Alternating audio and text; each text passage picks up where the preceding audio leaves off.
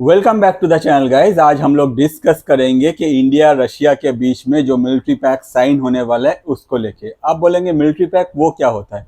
Military pact जो है ये है दोनों कंट्री में एक एग्रीमेंट, जो जिस एग्रीमेंट के अनुसार इंडिया के जितना भी नेवल स्टेशन है वहाँ रशिया का मिलिट्री एक्सेस रशिया कर पाएगा। साथ ही साथ अगर इंडिया को रशिया का जो नेवल स्टेशन है वहाँ एक्सेस करना है तो इंडिया भी कर पाएगा। ये एक वाइस वर्सा एग्रीमेंट है। मगर दोनों कंट्री में अगर कोई भी कंट्री को किसी दूसरा कंट्री का जो नेवल पोर्ट्स है वहाँ अगर एक्सेस करना है, जो नेवल बेस है वहाँ अगर अपना मिलिट्री को एक्सेस करना है वो कर पाएगा।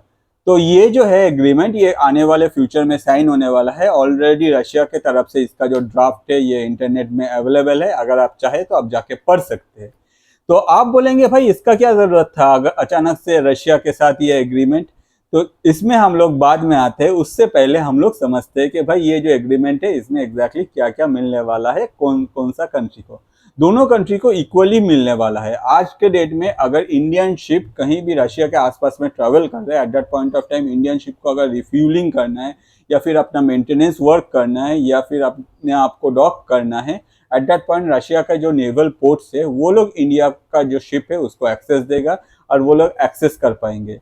सेम एज अगर रशियन वॉरशिप या फिर रशियन मिलिट्री अगर इंडियन ओशन में ट्रैवल कर रहा है, इंडियन मिलिट्री जो है अपना जो शिप है वो अगर इंडिया के कोई भी नेवल पोर्ट में चाहे तो डॉक कर सकता है, वहाँ अपना शिप का जो मेंटेनेंस वर्क है वो कर सकता है और शिप को रिफ्यूलिंग भी कर सकता है। मतलब ये जितना भी शिप है रशिया का, ये शिप सिर्फ इंडियन पोर्ट में नहीं, ये शिप अगर चाहे तो अंडमान निकोबार, लक्षद्वीप यहाँ भी अपने आप को डॉक करके पोर्ट करके ये सेम सर्विस ये लोग पा सकता है। तो ये एग्रीमेंट जो है ये एग्रीमेंट होपफुली आने वाले ब्रिक्स में साइन हो जाएगा, क्योंकि उस टाइम में हो सकता है कि हमारे पीएम श्री नरेंद्र मोदी जी या फिर हम लोगों के फॉरेन मिनिस्टर भी उस टाइम में ब्रिक्स में ट्रैवल कर रहे होंगे। ये एग्रीमेंट साइन होने का चांसेस बहुत ज़्यादा है। इसके अलावा भी हो सकता है कि इसके अगर ब्रिक्स में नहीं होता है तो आगे पीछे कोई भी एक टाइम में साइन हो जाएगा। जब साइन होगा तब मैं एक दूसरा वीडियो बना के आप लोगों के सामने लाऊंगा जिसमें आपको क्लियर हो जाएगा कि इसमें और कुछ ऐड हुआ है या नहीं, या फिर इसको लेके आगे क्या सोच है। अब मैं आता हूँ कि ये जो एग्रीमेंट है इसका ड्यूरेशन में, ये एग्रीमेंट 5 साल के लिए साइन किया जा रहा है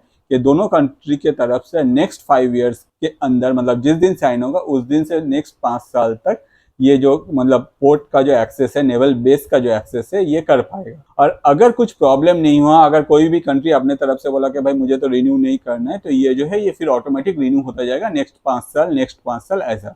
अगर दोनों कंट्री में से कोई भी कहता है कि भाई मैं आपके साथ ये एग्रीमेंट कंटिन्यू नहीं करूंगा, तो ये जो एग्रीमेंट है ये कंप्लीटली कैंसिल हो जाएगा। आप बोलेंगे कि भाई अचानक से इंडिया के साथ रशिया का क्या हुआ कि रशिया के साथ ऐसा एग्रीमेंट दे रहा है? भाई रशिया का जो शिप है वो तो इंडियन ओशन में 24 आवर्स रहेगा। ये बात सही है कि अब ये एग्रीमेंट अगर हो जाता है, रशिया का जो है वो इंडियन ओशन में एंट्री हो जाएगा। रशिया का जो मिलिट्री है, रशिया का जो वॉरशिप है वो हमेशा इंडियन ओशन में घूमता रहेगा। जब भी उन लोगों को फ्यूल चाहिए, फिर मेंटेनेंस चाहिए, वो इंडिया के भाई जो नेवल पोर्ट्स है वहाँ आके अपने आप को रिफ्यूलिंग कर सकता है या फिर जो मेंटेनेंस वर्क है वो भी काम कर सकता है और अपने आप को फिर से रिस्टार्ट करके फिर से वो इंडियन ओशन में आराम से घूमता रहेगा, क्योंकि ये इंटरनेशनल वाटर है, यहाँ कोई भी शिप अपने आप की तरफ से घूम सकता है। इससे पहले ऐसा सेम एग्रीमेंट इंडिया ने ऑलरेडी यूएस के साथ किया है, उसके बाद ऑस्ट्रेलिया के साथ किया है, जापान के साथ किया है और ओमान के साथ भी किया है। और ओमान के साथ जो एग्रीमेंट है उसमें तो इंडिया जो है वो उन लोगों का जो पोर्ट है उसमें कंप्लीटली पूरा एक्सेस ले लिया है। ऑन द अदर साइड ये एग्रीमेंट काफ़ी डीपर है compare to other agreement.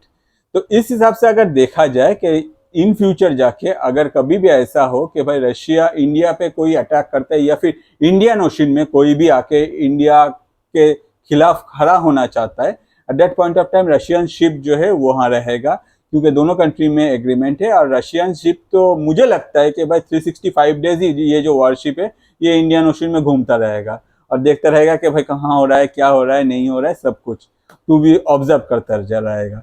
On the other side अगर रशिया इससे पहले कभी भी ये इंडियन ओशन में जो मतलब एंट्री के लिए इतना इंटरेस्टेड नहीं था, मगर जब से रशिया के साथ यूक्रेन का ये वॉर स्टार्ट हुआ और रशिया के साथ ये जो रिलेशन है इतना सारा कंट्रीज का इतना ख़राब हो गया क्योंकि सैंक्शंस के वजह से, तब से रशिया ये जो स्टेप है ये स्टेप के लिए सोच रहा था। और अभी रशिया आके पूरा ये एग्रीमेंट जो है अपने ड्राफ्ट करके अपने तरफ से ये पब्लिश कर दिया है। आप चाहे तो ये पढ़ सकते हैं।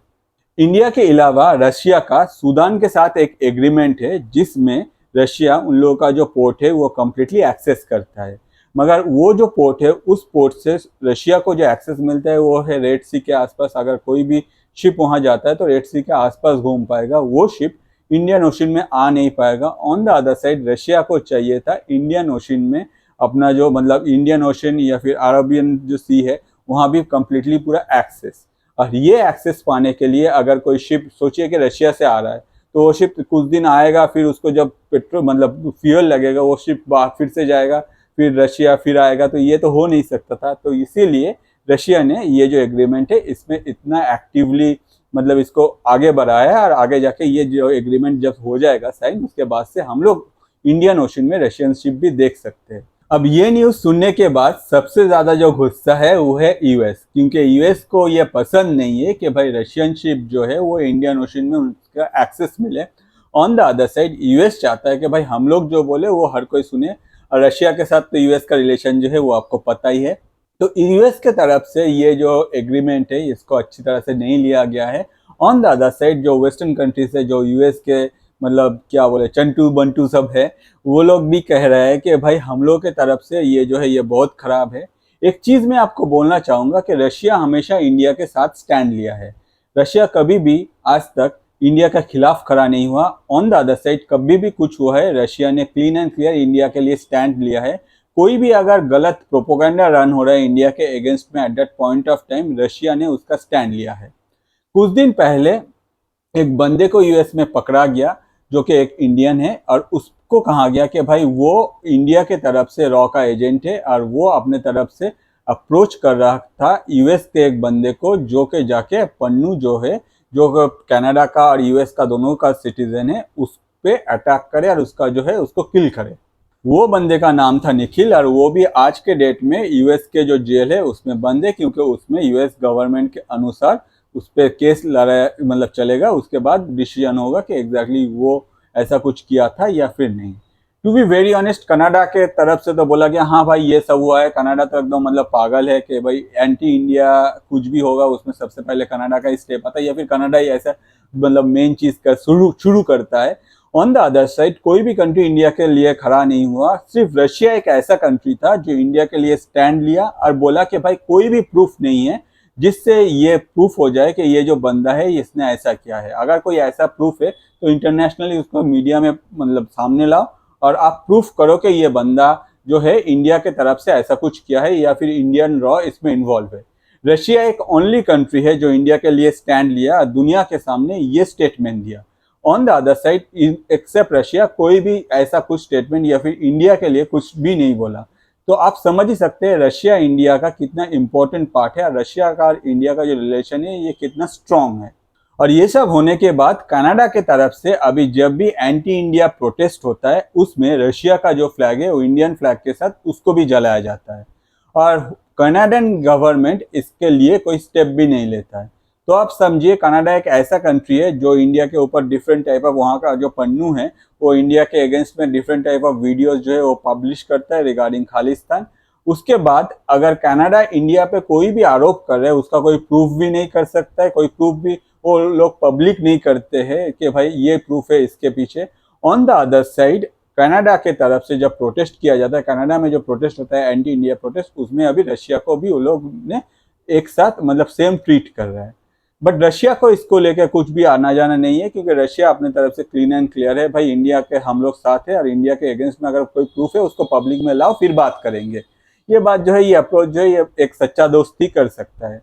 और इसीलिए यही सच्चा दोस्ती के लिए इंडिया ने ये जो एग्रीमेंट है ये रशिया के साथ साइन किया है। इन फ्यूचर हो सकता है कि रशिया को इस एग्रीमेंट से ज़्यादा प्रॉफिट मिले। ऑन द अदर साइड अगर इंडिया को भी अगर इन फ्यूचर पता नहीं जियोपॉलिटिकल क्या मूवमेंट होता है, अगर कभी भी ऐसा होता है तो इंडियन जो शिप्स है वो भी जाके रशिया के जो नेवल स्टेशन है वहाँ एक्सेस कर पाएगा, जिससे इंडिया का हेल्प होगा होपफुली इन फ्यूचर। तो ऐसे इंटरेस्टिंग वीडियो मैं आप लोगों के लिए लाता हूँ। अगर आपको ऐसे इंटरेस्टिंग वीडियो देखने में पसंद आता है तो आप मेरा यूट्यूब जो चैनल है उसमें अतनु ATANU स्पेस PAUL के नाम से है, आप उसको सब्सक्राइब कर सकते हैं। अगर आपको कुछ जानना है, अगर आप यूट्यूब में ये वीडियो देख रहे हैं तो प्लीज़ कमेंट कीजिए आपको क्या जानना है। ऑन द अदर साइड अगर आप फेसबुक में देख रहे हैं, मैं आपको रिक्वेस्ट करूंगा कि आप यूट्यूब में जाके सब्सक्राइब कीजिए, और अगर आपको ये वीडियो अच्छा लगता है प्लीज़ अपने दोस्तों के साथ शेयर कीजिए।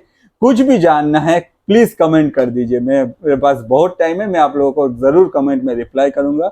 और होपफुली इन फ्यूचर अगर इसको लेके और भी कोई मूवमेंट होता है तो उसको लेके भी मैं आप लोगों के लिए वीडियो लाऊंगा। आज के लिए इतना ही। मैं अतनु, थैंक यू।